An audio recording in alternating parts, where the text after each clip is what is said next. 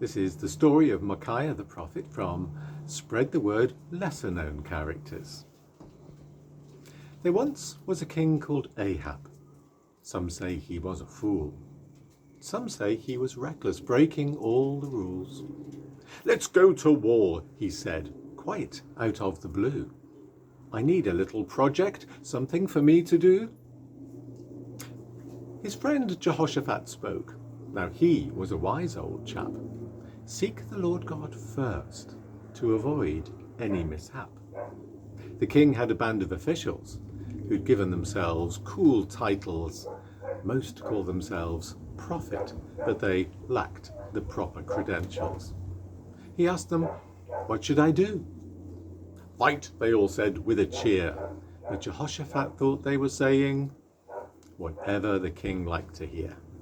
So he asked, "Have you got a real prophet? One who can hear from God?" King Ahab said, "Yes," with a sigh, "but I find him a little bit odd. In fact, he's a terrible person who never says anything good. He says such bad things about me, and never the things that he should." Jehoshaphat was a good friend and wanted the best for the king, but he had to be honest, saying the king shouldn't say such a thing. So Ahab summoned Micaiah to see what he had to say, hoping that he'd say, "Fight," and not upset his day.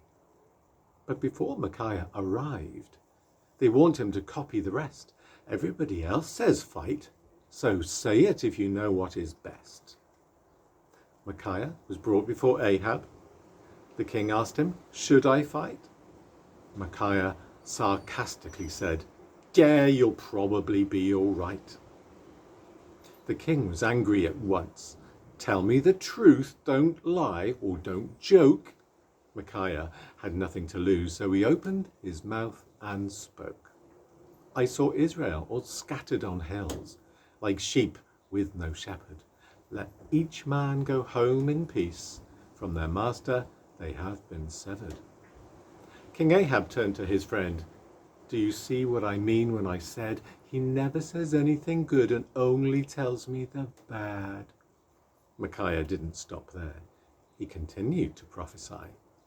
He told them that all of his prophets were deceived, and then told him why.